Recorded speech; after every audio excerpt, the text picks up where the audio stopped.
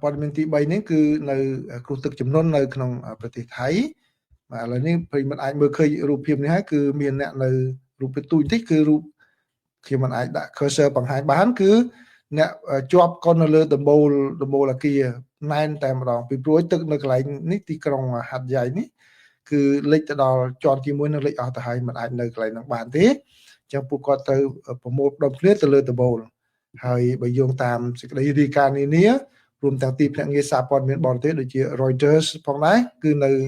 កន្លែងខ្លះគឺត្រូវតែយកឧទ្ធម្ភាគចក្រទៅជំលះដឹកជញ្ជូនអ្នកជំងឺចេញពីមន្ទីរពេទ្យពីព្រោះអីទឹកជំនន់កាត់ផ្ដាច់ផ្លូវគមនាគមន៍តាមជើងគោកអស់ហើយជាទូទៅគឺនៅទូទាំងខេត្តចំនួន7គឺមានអ្នកស្លាប់ចំនួន33នាក់នៅក្នុងខេត្តចំនួន7ណាបាទហើយនៅក្នុងជាពិសេសនៅប៉ះពាល់ខ្លាំងជាងគេគឺនៅក្នុងខេត្តសង្ខឡាទីក្រុងហាត់យ៉ៃដែលប៉ះពាល់ខ្លាំងជាងគេហើយថៃចាត់ទុកថានេះគឺជាទឹកជំនន់អាក្រក់ជាងគេបំផុតក្នុងរយៈពេលជាច្រើនទសវត្សរ៍មកនេះដោយឡែកខាងសារព័ត៌មាន CNN វិញគាត់មានទិន្នន័យយ៉ាងម៉េចគាត់ថែមទាំងនិយាយថាគឺជាទឹកជំនន់ដ៏អាក្រក់ជាងគេបំផុតក្នុងរយៈពេល300ឆ្នាំ300ឆ្នាំអញ្ចឹងដូច្នេះទំហំនៃការខូចខាតហ្នឹងអាចច្រើនណាពីព្រោះក្នុងកាលពីឆ្នាំ2001បាទ2001ដូចធ្លាប់គ្រោះទឹកជំនន់ធំដែរនៅថៃហ្នឹងគឺពេលនោះខាតប្រាក់អស់ប្រមាណជា41,000 លានដុល្លារ41 billion dollar ណាគឺ41,000 លានដុល្លារហើយ41,000 លានដុល្លារចំនួនឆ្នាំហ្នឹងគឺច្រើនណាស់ណាអញ្ចឹងដូច្នេះឥឡូវគេថាគ្រោះទឹកជំនន់រឿងនេះធ្ងន់ជាងការឆ្នាំនោះផងគឺជាលើកទី1ក្នុងរយៈពេល300ឆ្នាំអញ្ចឹងតួលេខនៃការខូចខាតអាចច្រើនតែហើយតាមធម្មតាតួលេខផ្លូវការគឺមិនសក្តិដោយការពិតជាក់ស្ដែងទេពីព្រោះប្រជាពលរដ្ឋខ្លះគាត់អស់ទ្រព្យអស់សម្បត្តិរបស់គាត់មិនបានរាយការណ៍នឹងឬមួយផ្សេងទៀតណាបាទអញ្ចឹងនេះគឺជា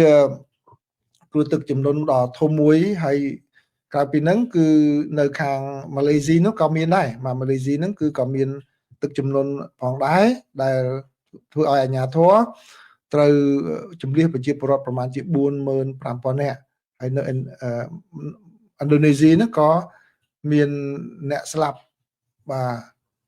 បាត់បង់ជីវិតផងដែរ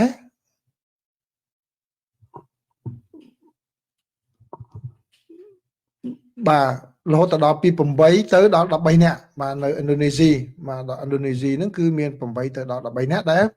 គេគិតថាអាចនឹងស្លាប់ដោយសារតែទឹកជំនន់ផងដែរអញ្ចឹងនេះគឺជាគ្រោះទឹកជំនន់មួយដែលនៅក្នុងតំបន់អាស៊ីអាគ្នេយ៍ហ្នឹងតែម្ដងដែលឡែកគឺកម្ពុជាគឺជួបគ្រោះសំណាងអត់ទាន់មានបញ្ហាអ្វីទេហើយយើងក៏មិនហៅមិនរដែរគឺគ្រោះធម្មជាតិនេះហើយដូចខ្ញុំបានជម្រាបជូនម្សិលមិញអញ្ចឹងគឺខ្ញុំឃើញមានការជូនពរចែករំលែកពីខាងស្ថាប័នសភាកម្ពុជាដែរទៅម៉ាឡេស៊ីទៅវៀតណាមអីហ្នឹងបាទប៉ុន្តែមិនទាន់ឃើញទៅថៃទេហើយខ្ញុំមិនឃើញយ៉ាងម៉េចតែក្នុងពេលកន្លងមកខ្មែរយើងតែងតែមានសមាជិកក្នុងការពេលដែលអ្នកជិតខាងជួបគ្រោះថ្នាក់អញ្ចឹងគឺតែងតែចូលរួមសមានចិត្តនៅចាំបាននេះពេលដែលកុមារប្រហែលជាង10នាក់ក្រុមកុមារលេងបាល់ទាត់នោះហើយជាប់នៅក្នុងរូងភ្នំនៅថៃនោះដោយសារទឹកជំនន់អញ្ចឹងដែរនោះគឺនឹងខ្មែរយើងកាលនោះបានបង្ហោះតាមបណ្ដាញសង្គម Facebook នឹងចូលរួម Save Thailand Help Thailand សមានចិត្តនឹងច្រើនណាស់ខ្មែរយើងសមានចិត្តនឹងចូលរួមច្រើនណាស់ក៏ប៉ុន្តែលើកនេះគឺលិចលងដល់ណាដល់ណីរហូតដល់33នាក់ហើយខ្មែរយើងគាត់បានអ្នកខ្លះក៏នៅស្ងៀមអ្នកខ្លះក៏គាត់យល់ថានឹងជារឿងកម្ពីអីផងដែរប៉ុន្តែទោះបីយ៉ាងណាក៏ដោយខ្ញុំសូមរំលឹកម្ដងទៀតថាបាទការអបអរអ្នកដែលគេស្លាប់ហ្នឹងក៏មិនមែនជារឿង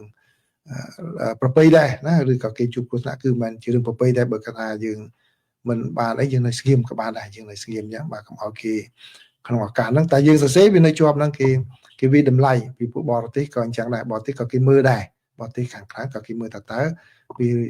ជួបអញ្ចឹងតែកម្ពុជាមានប្រតិកម្មមិនជាពិសេសដូចថាទូតនៅអីនៅក្នុងហ្នឹងក៏គេមើលដែរតើយើងជាប្រជាពលរដ្ឋដែល